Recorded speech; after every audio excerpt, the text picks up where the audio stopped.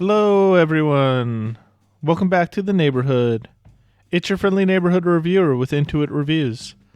Today I feel privileged to have the Tanchjim Oxygen, or the O2, in the house for a review.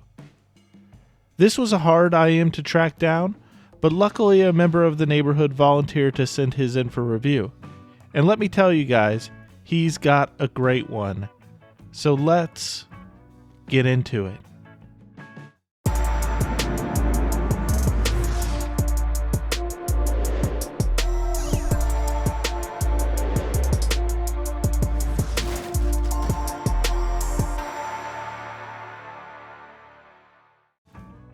So let's start things off with the build. The shell of this IM is comprised of a metal shell that is actually much smaller in person than it is in photos. When I was investigating this IM, I suspected that it was pretty large.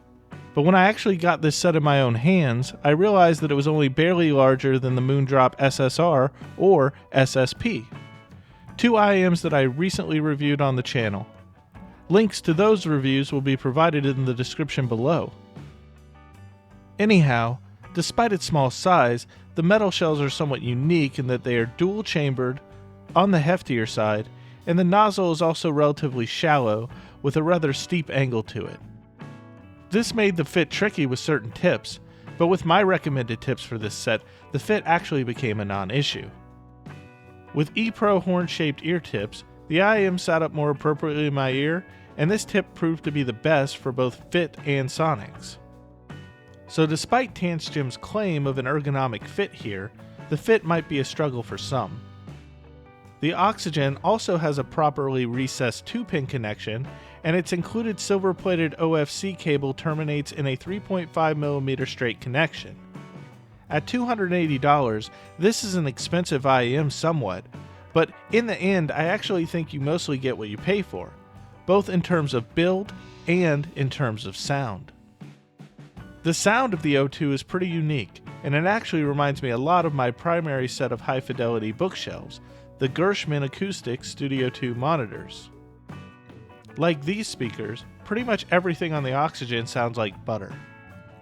What I mean by this is that both the Gershmans and the Oxygen have the uncanny ability to present a full-range sound from the lowest lows to the highest highs without ever sounding other than they should.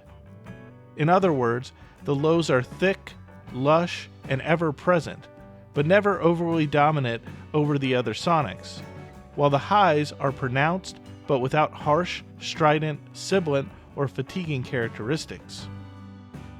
I can listen to these for hours without my enjoyment waning, as they are both smooth and soothing across a wide range of musical genres. The Oxygen's musicality is a defining strength of this earphone, in fact, and one's mind just calms down, relaxes, and accepts the music for what it is when listening to it.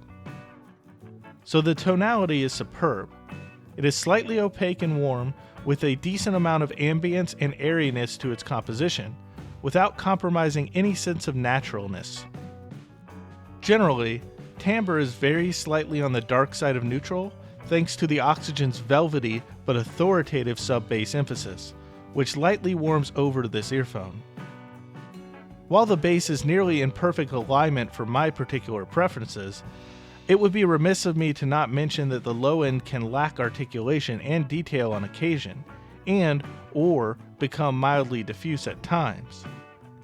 On the other hand, the mid-range is soft, delicate, and rests beneath the vocal presentation, but never lacks clarity or definition.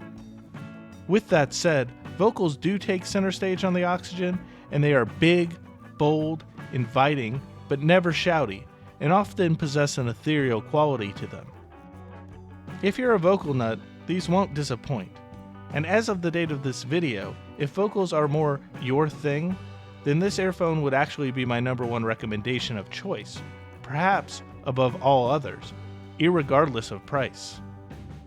Like I've already alluded to, the treble is well extended enough, clear, smooth, articulate, and mostly without negative attribute. The description perfectly rolled comes to my mind, but some might note a very slight veil. but I actually find that this fits in well with the particular sonic profile of this earphone, and I ultimately think that it adds to its listenability in the end. Having said that, there's a substantial amount of air that prolongs past 10K, and categorically this elevates the prowess of this set.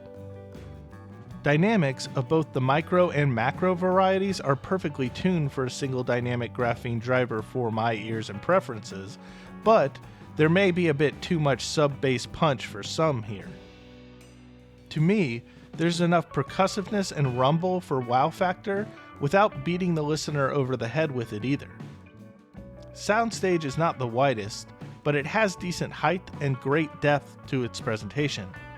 With that said, peripheral details are exemplary, and decay is proficient across the auditory spectrum.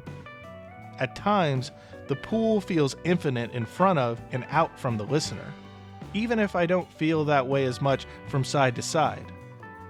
Imaging was excellent, however, even though much of it takes place between your ears. This set also excels at layering and micro detail for a single dynamic, especially in this price range.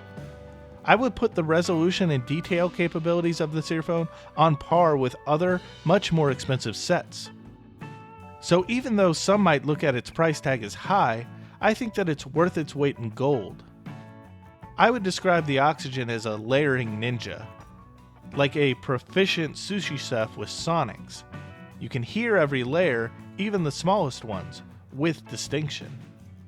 Just like you can taste individual strata of a well put together piece of sushi. And, in this case, it's delicious to my ears. So separation is excellent for the most part, although in some busier tracks, particularly those that rely on soundstage width to depict a sense of dimension and scale, the Oxygen did struggle at times to separate individual notes and instruments in ways that I had become accustomed to from this set during less busy playback. For example, segments of the song Ticks and Leeches by Tool were cluttered on occasion. Although it was somewhat tip dependent, both for sonics and for comfort, and again, I do highly recommend the ePro horn-shaped ear tips for this set, power sourcing seemed to have limited impact upon the Oxygen. I could run this very easily off any amplifier, any DAP, or a dongle. I even ran it off my phone, and it sounded lovely in each case. Furthermore, the general sound profile of this earphone did not seem to vary markedly between sourced either. With regard to comparisons, the Tanchjim Oxygen has historically and most commonly been compared to the Moondrop Canas Pro, and since I own and love that earphone myself as well, I will also compare the two here. And there are some similarities between these two earphones that suggest and beg this comparison. For example, with horn tips on the Oxygen and Tripoin foamies on the Canas Pro, both earphones share a similar tonality, and I would describe both as extremely natural. While the Canas Pro with this setup wins out on naturalness by a razor-thin margin, its treble is also more rough around the edges, while the low end of the Oxygen is more rough in the lower portion of the frequency response range. Furthermore, while the Oxygen's bass may have more oomph to its low end, it ultimately was also more diffuse in comparison to the Canas Pro. In the Oxygen, it is propelled forward dynamically by its sub-bass, while in the Canas Pro, it is more mid-bass percussive. Vocals are a bit larger and more forward on the Oxygen, and the Oxygen's presentation in general is a little rawer, even if separation, imaging, and layering capabilities were more impressive on the Oxygen. I'd also have to give the Oxygen the edge with regard to detailing, dimensionality, and depth of presentation. After finally being able to hear the Oxygen, I can finally understand why there are so many fanboys of this earphone, as I am now ultimately one of them myself. There is something special about this dual-chambered carbon nanotube graphene dynamic-driven earphone. It is a relaxed, ambient, articulate, and inviting listen that specializes in vocals and has a sub-bass push. At a market value of $280, this IEM is expensive, but in the end, I actually think the Oxygen exceeds its value both in terms of its build and its sound quality.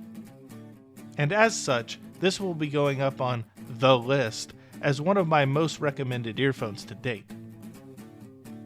And with that, I'm out for now.